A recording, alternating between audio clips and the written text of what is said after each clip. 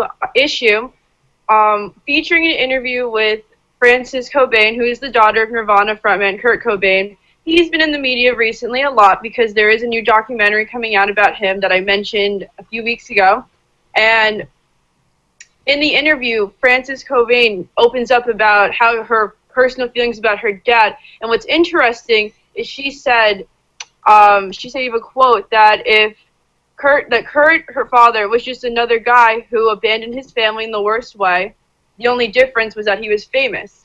Now that was interesting because I feel, when I read that, like, I felt the pain that her father influenced this whole generation. He was the voice of the generation, in the 90s, and she never got to experience that. She also talks about her really complicated relationship with Courtney Love, who is her mother, who she wasn't speaking to for a good chunk of her teenage life, and they're recently back in contact for the documentary.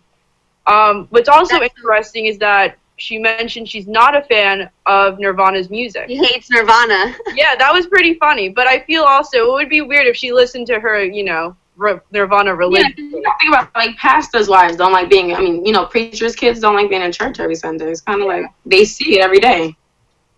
Yeah, I heard Dave Grohl, who was the drummer of Nirvana, real close with Kurt Cobain, he calls it the KCGBs, like Kurt Cobain GBs, because he saw the daughter and just, like, had such flashbacks of Kurt himself. So she really, like, resembles him in a lot of ways, and a lot of people are noticing that now that she's an adult. I'm glad that she's finally, said something about her personal relationship with him, because a lot of people just feel because celebrities are celebrities that they can slack in their parenting or whatever, and it's just supposed to be okay. Well, I'm out on tour, I'm doing whatever. So she's just kind of just bringing it to light, like, I'm human too. I never cared about your money. You were supposed to be my father, and he was. Well, I can't wait to pick up the issue and read the full interview. It's out now. That should be interesting. The next thing that I want to talk about is this week Vampire Diaries star Nina Dobrev announced that she's leaving the series after this season. She is the star of the show, so I'm curious how they're gonna reformat and carry on without her. But they said it had something to do with one of the male leads. Yes, her ex-boyfriend. Why is she leaving? Her ex-boyfriend Ian Somerhalder. They dated for about 3 years. They broke up, and she said there's rumors. It hasn't been confirmed by her. I mean, I don't think she would, but I heard it's awkward for her to work, not only because they're broken up, but because he's now engaged to another actress. Oh, yeah, but you can't leave work. Come on. Yeah, especially when you're going to get mad because you can't keep your emotions in check. That's your ex-boyfriend. Let it go. Right? You have to act professional when you're doing your job. You're going to work with people you care for. Like, if you're just going to get in your feelings because you decided to date someone that you were working with, which should have happened anyway, and now it's not working and he's engaged to someone else, now you're mad? Exactly. Goodbye. I don't believe that you should be mixing business and pleasure that way, dating co-stars or co-stars.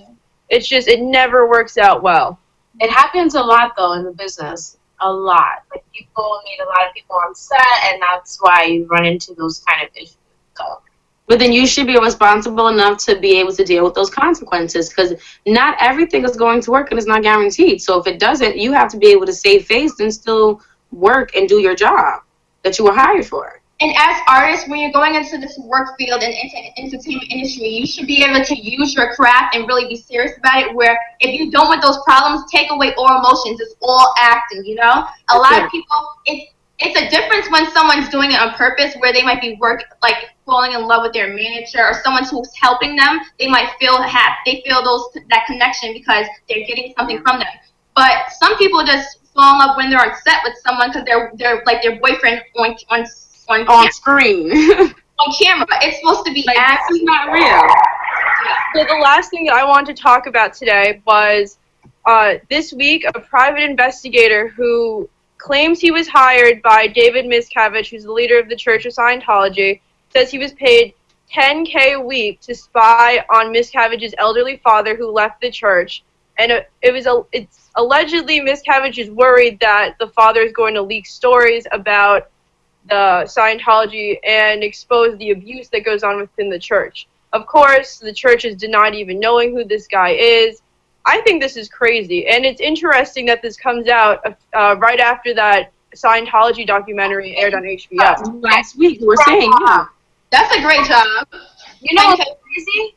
What is up with Scientology? Like, what do these people do? That it's always like someone's gonna speak out, don't speak out. What is going on? Somebody just tell us. Why? People are like do a lot of it for the money. Like they're offered lots of money. Like what you like Victoria just said. You know, they promise them a lot of things, including money, and that's why people get, I think, so into it. They promise security, like to celebrities, saying like, oh, we'll make sure nobody finds out about certain things, and like, you know, so people are like following these illusions. But see, that's why I respect how I'm gonna say her name wrong, Iggy Azalea handled her boob or whatever situation. If you put your secrets out there before anybody else can have a chance to use it against you, then there's no reason for Scientology or you doing any of that extra stuff, because I already said it. I'm grown. I've already accepted what I did in life, and you can't make me feel bad. So how is it, or what is it that they're doing, or what kind of information do they have that they're holding over these people's heads? Who knows? Who knows? Wherever there's some censorship, you should be skeptical. So I see why everybody's so interested. True. I guess we'll have to It's see. like a little American version of ISIS. I can't do.